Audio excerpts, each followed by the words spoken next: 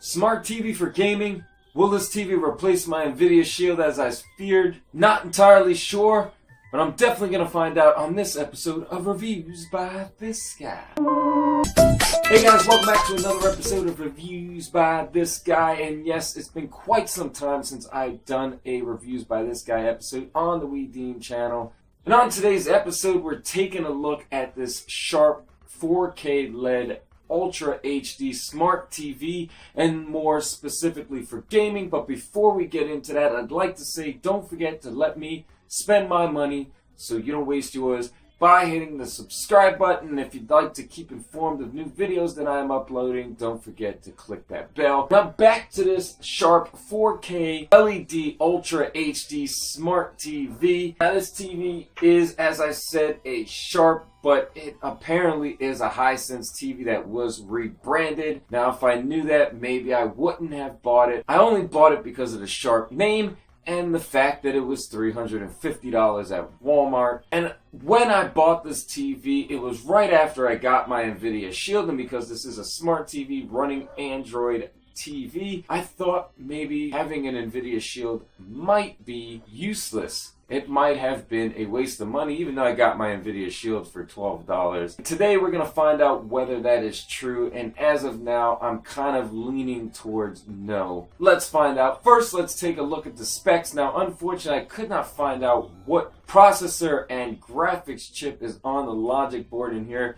Now, they're selling the logic boards on eBay, replacement boards, but I still could not see what was on there. So we're just going to go through some basic specs, and if I ever find out what the board is actually running, I'll put it in the description down below. So unfortunately, I can't compare graphics cards. This is a Sharp 55-inch class 4K Ultra HD 2160p HDR Smart LED TV. That's a mouthful. It is a model number LC55Q730U if you're looking for the exact model. It's not on Amazon anymore, but it is on Walmart, and it's still $350. Its refresh rate is 60 Hertz. It is a smart TV, as I said, so it has all your media streaming apps and also gaming. Its aspect ratio is 16:9, and you have two 10-watt speakers. It has 3 HDMI inputs, 1 component, 1 composite, 1 Ethernet, but this does have Wi-Fi built in, so you won't be needing that. You have 3 USB ports, which I have got a controller hooked up into one of them, so you can use a controller for gaming. It has analog audio out 1, digital audio out 1, and you have your remote control here, which has your basic or your most used media streaming apps up here. You got Netflix and YouTube, which is the most important for me. You have Sling, Fandango Now, you have Tiki Live, which I've never used, and Google Play button, so you can go directly to Google Play by just hitting this button. And you also have the Google Assistant. Hey Google, open up Netflix. Opening Netflix. So that's pretty useful. In comparison, as you can see, that is the Shield remote, which is pretty basic, and it's upside down, but it has everything you need for the Shield. So this controller, or this remote, is a little more in depth. As you can see, the picture quality is pretty good. The audio quality is good. Let's go ahead. Not going to play one of my YouTube videos because those things are not in 4K. Let's go ahead, play a little Netflix just to show you the picture quality. You're probably not going to get a grasp by how good the picture quality is in the camera. I'm not recording in 4K. But as you can see, the picture quality is pretty good. Let's raise the volume up.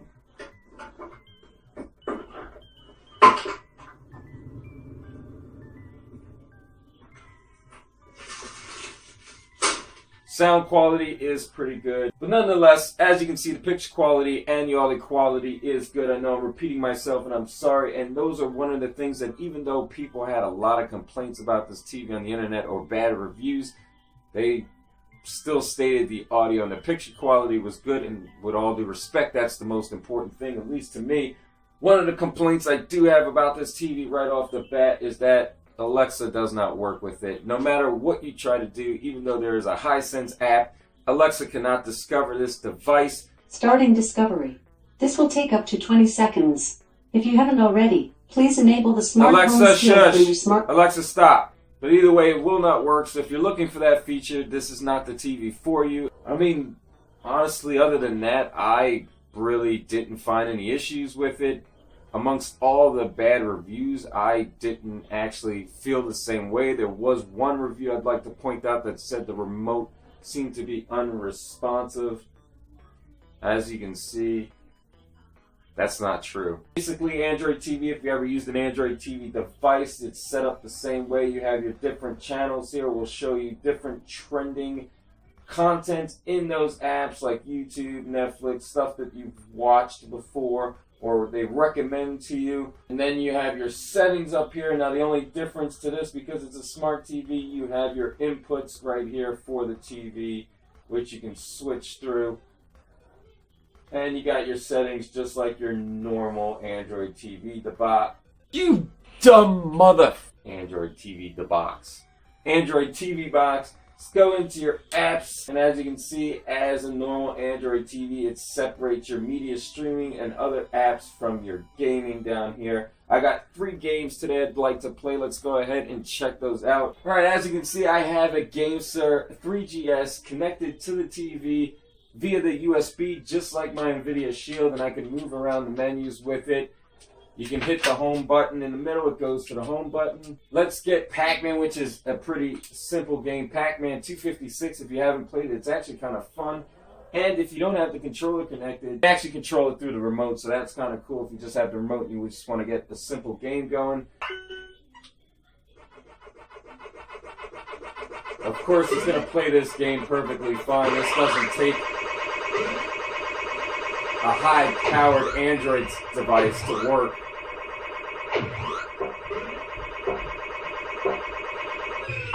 As you can see, it's pretty responsive. It's still very playable. And I mean, it's on your TV. You don't have to connect any specific device to it to get it to run. Cool. And it died. Let's get some Asphalt 8 going. Now, I have played it on this TV, and I think you will notice there is a little bit of slowdown compared to the Nvidia Shield.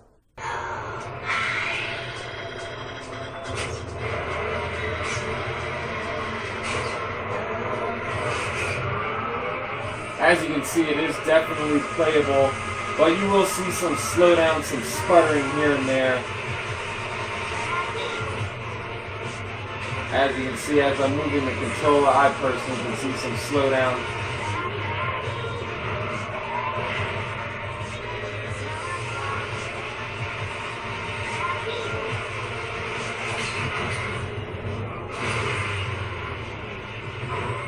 But it definitely is playable. Jake, I'm recording this message for you and your sister. I want to be the one to tell you how things became the way. You have limited time to identify the source of this data migration. The lives of every human left is in your hands. Ballistics protocol activated. So far, the video quality looks good. I mean, the picture is not as crisp on this game. But let's do remember that this game was designed for a phone or a tablet.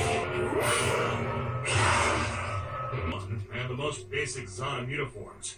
You can outmaneuver Uniform 1 easily. Zona corrupted pilots will pose a larger threat. Well, the only problem I'm having right now is I'm pressing A and it's not skipping. It's working on the remote though. That's working. Now, as you can see, the controls are not working, so I might have needed to map the buttons. No. There's no way of mapping the buttons. I mean, the buttons are working here. It doesn't work in a game, so this was a game that just isn't going to work on Android TV. As you can see, there's some slowdown in this game.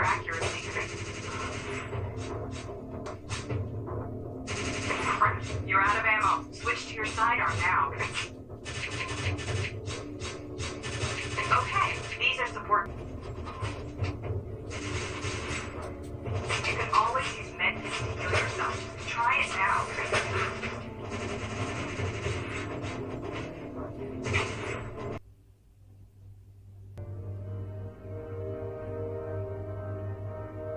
Now, as you can see, as this thing's turning, there is a little bit of slowdown. I've played this game before. I can't remember what system it was. I think it was my Acer tablet, and this thing was definitely moving a little faster. But as you see him moving, I mean, the game is playable.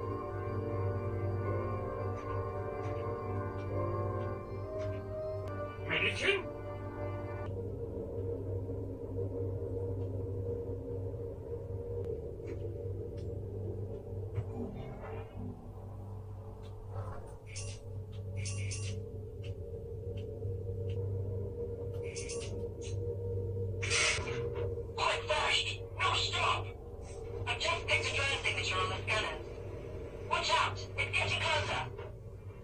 I got locked out.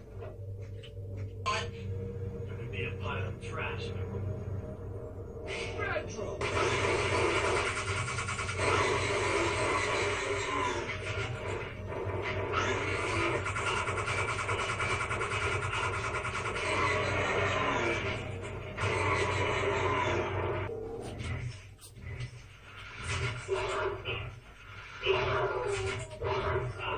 Oh, I don't like this arrow.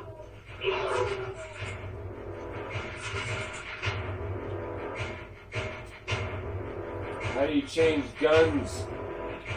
Give my sword back. As you can see, this game is definitely playable. This is definitely a playable Android game on the TV. Nothing impressive though. This definitely doesn't prove that this thing will replace the Nvidia Shield at all. Alright, let's go ahead and load up the PSP emulator. Now, the games have to be on the internal storage, which poses a problem for this TV. This TV only comes with 8 gigs, so obviously it doesn't take very long to fill this up if you're going to try to use this for gaming purposes.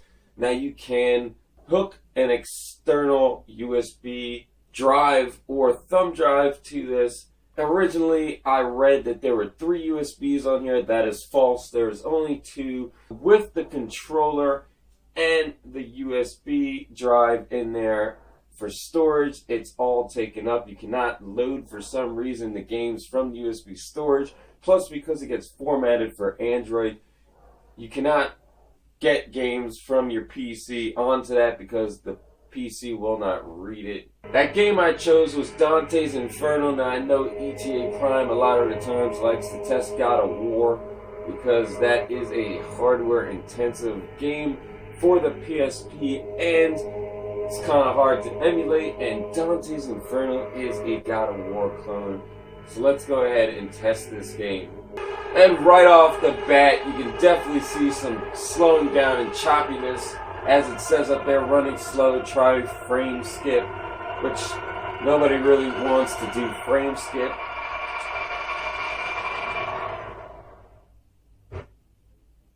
Now, I never tested any of the emulators or the PSP emulator on the Nvidia Shield. Now, that's something I'd want to do to try to compare and see if that handles it, but I'm 100% sure it is going to handle it way better than this. Point on the journey of life. As you can see, the game is definitely unplayable. Even though Dante's Inferno didn't work, I'm going to go ahead and check out Dexter here. I know Dexter seems to work a lot of the times on different systems. Dexter seems to be working pretty well. Like I said, that specific game normally does work fairly well on different systems emulated. I mean, I can hear some sound quality issues, some staticking. There was some frame rate issue right there. Looks like the bugs won. What was that? Nothing. All right. As you can see, the video quality is not so good, but you're upscaling PSP games, so that makes sense.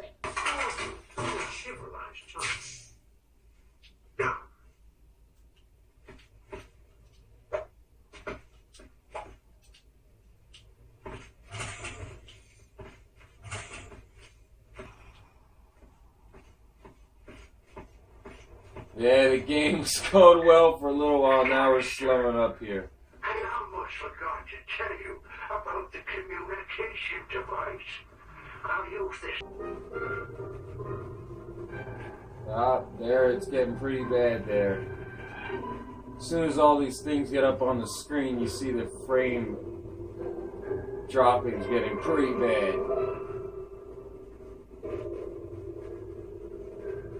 It's moving extremely slow.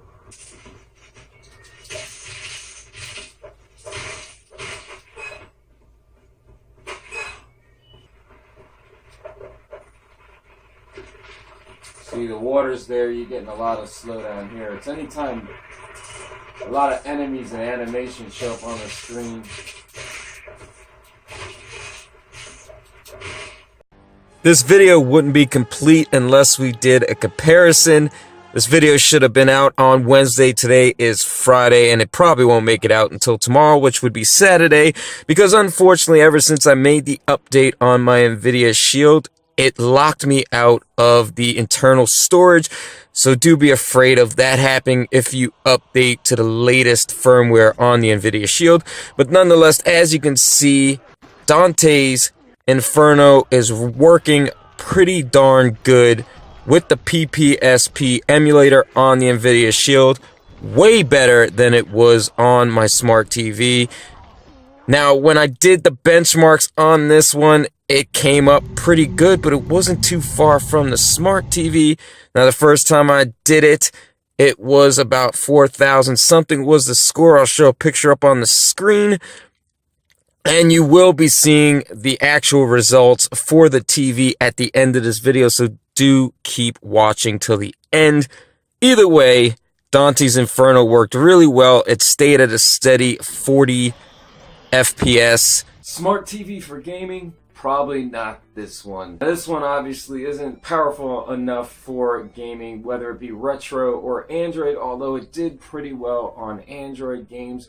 There were some slowdowns here and there, but overall I was able to play the games that I did play on here. Once you got into the PSP emulator, that's where you started to notice some issues. Now with Dante's Inferno, that was completely unplayable. The frame rate was so bad, even when you got right into the game, you couldn't do anything with that game.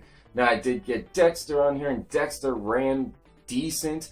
It normally does, even on lower systems. As you got into some animation, the game started to slow down. If there were a bunch of enemies on the screen, you also noticed some slowdown and choppy sound. Now, I did some benchmarking on this TV with 3D Mark. That is an app on the Android Google Play Store. You can go ahead and download it and test out whatever system you're using. And this thing, at some point, got 26 frames per second, dropped down to 18. It was even dropping as low as 5 frames per second. So it's pretty evident that this TV will not replace my Nvidia Shield. So I still will be gaming on the Nvidia Shield, but I kind of knew that going into this. I just thought it would be kind of fun to test this and see if I can just game directly from the TV. Now, maybe there is a smart TV out there with a more powerful processor and graphics card. Now, as I said in the beginning of this video, I could not find out what this thing is packing, what's on the logic board. If you do know what is on this specific TV on the logic board as far as the processor and graphics card is concerned, please leave those in the comments down below. If you have any questions about this TV, leave them in the comments down below. I will leave a link to this TV in the description down below. You can only at this point, I think, get it on Wal-Mart.com. It is still going for $350, which is a pretty good price for a 55-inch 4K smart TV. At some point, probably for fun, I will be trying out some 8-bit and 16-bit games as far as SNES, NES, and Sega Genesis. If you liked what was contained in this video, do consider hitting the thumbs up, consider sharing amongst your friends and your rest of your social media. And as always, don't forget to let me spend my money so you don't waste yours by hitting that subscribe button.